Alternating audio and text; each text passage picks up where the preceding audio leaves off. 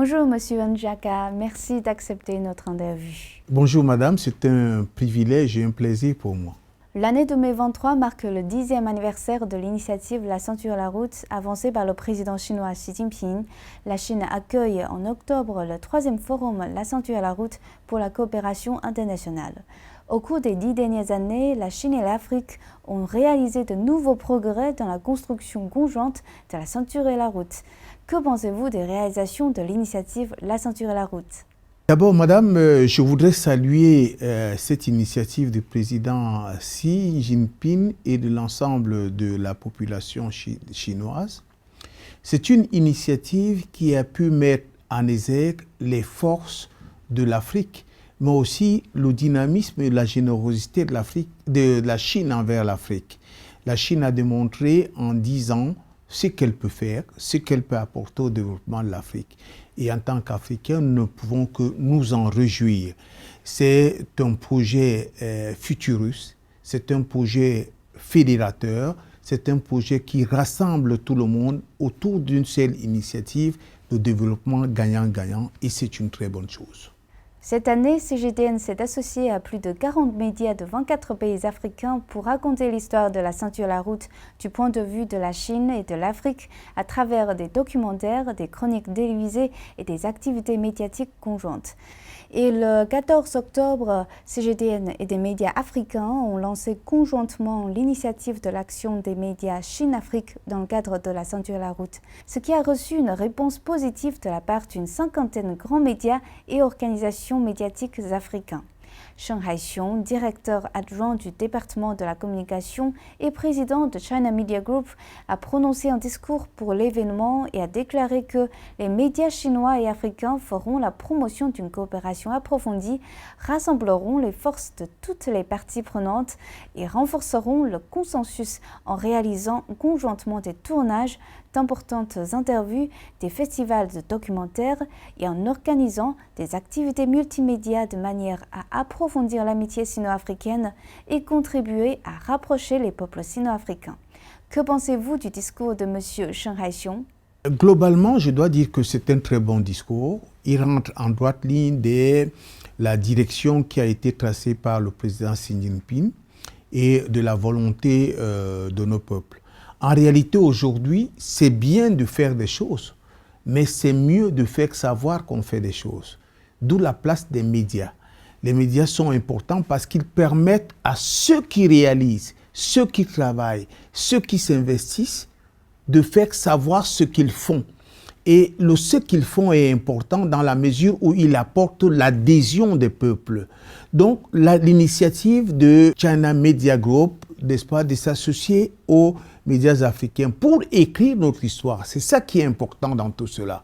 Pour écrire notre histoire, écrire l'histoire autour de la ceinture de la route, c'est une initiative qui est très appréciée. Et j'ai eu moi-même l'occasion de rencontrer le président à Johannesburg il y a quelques mois. Et je dois dire que nous, à l'Union africaine de radiodiffusion, nous sommes partants et partisans de cette initiative. Parce que pendant longtemps, nos peuples, les peuples d'Afrique, mais aussi les peuples de Chine, ont vu leur histoire écrite par les autres. Aujourd'hui, il faut que nous écrivions notre histoire. Il faudrait qu'on renforce les capacités des médias africains. C'est d'ailleurs à ce niveau que je salue l'action de la Chine.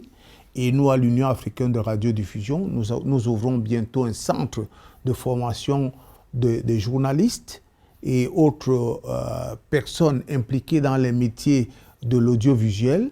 Nous espérons bien pouvoir bénéficier de l'accompagnement de la Chine, de China Media Group. Et ensuite, nous avons ouvert un centre à Alger, qui est un centre d'échange de nouvelles. Et nous sommes très contents de savoir que les médias chinois s'intéressent à ce centre parce que là-bas, on a les nouvelles d'Afrique, écrites par les Africains, dites par les Africains, et pour montrer qu'en Afrique aujourd'hui, ça bouge. Les gens travaillent, les gens se développent, les gens pensent au futur. Lorsque vous arrivez en Afrique, vous avez le plaisir de voir que les gens travaillent. Et c'est pour cela que le message qui vient de la Chine, de Beijing ici, passe très bien en Afrique. Parce que là-bas aussi, les gens travaillent. Vous avez également prononcé un discours pour l'initiative de l'action des médias Chine-Afrique dans le cadre de la ceinture à la route pour soutenir activement l'approfondissement de la coopération médiatique Chine-Afrique dans le cadre de la ceinture à la route. Nous tenons à vous exprimer nos sincères remerciements. Et quelles sont vos attentes concernant la future coopération médiatique Chine-Afrique dans le cadre de cette initiative? Alors, les attentes sont importantes. Et à Johannesburg, nous avons lancé une initiative sur la pensée du président Xi Jinping. Je dois dire qu'il faudrait que nos peuples puissent traduire en acte cette pensée parce qu'elle est bâtie autour du travail, la notion du travail, la notion du développement, la notion de gagnant-gagnant dans le développement. Et c'est important pour nous les Africains. Nous avons des projets au niveau de l'Afrique, au niveau de l'Union africaine de radiodiffusion. Je vous ai parlé d'un centre de formation, je vous ai parlé d'un centre de formation panafricain, c'est-à-dire tous les pays y enverront des journalistes, des technico-artistiques pour se recycler. Parce que lorsqu'on parle d'écrire notre histoire, il faut l'écrire, mais il faut l'écrire dans un langage que tout le monde comprend.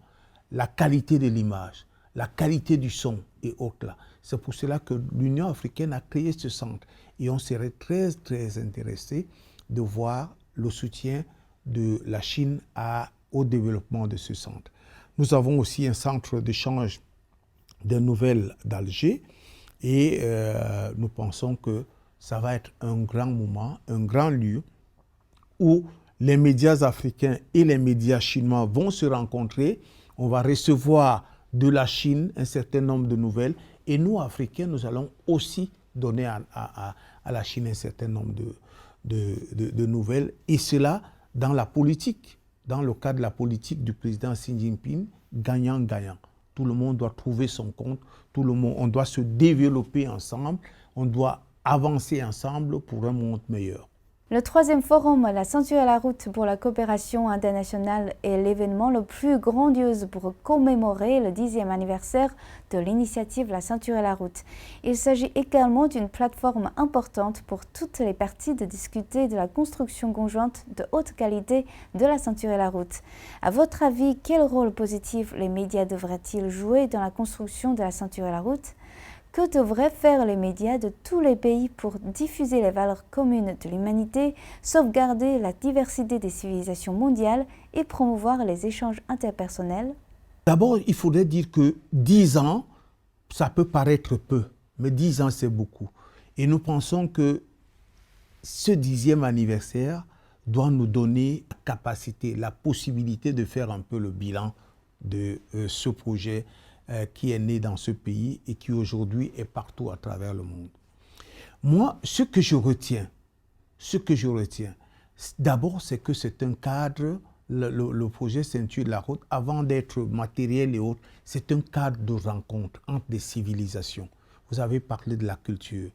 À partir de ce projet-là, aujourd'hui, on peut parler de la culture, c'est-à-dire le développement d'une culture universelle, une culture où tout le monde apporte un peu de sa contribution. La Chine apporte, l'Afrique apporte, le monde, tout le monde apporte. En 10 ans, on a vu ce projet se déployer au point d'être l'un des plus grands projets du monde aujourd'hui. C'est-à-dire que l'on soit au nord, au sud, à l'est ou à l'ouest de l'Afrique, on a entendu parler de ce projet et les gens ont adhéré. Je crois tout simplement qu'il faut continuer dans cette voie, le densifier, le rapprocher des gens, des populations.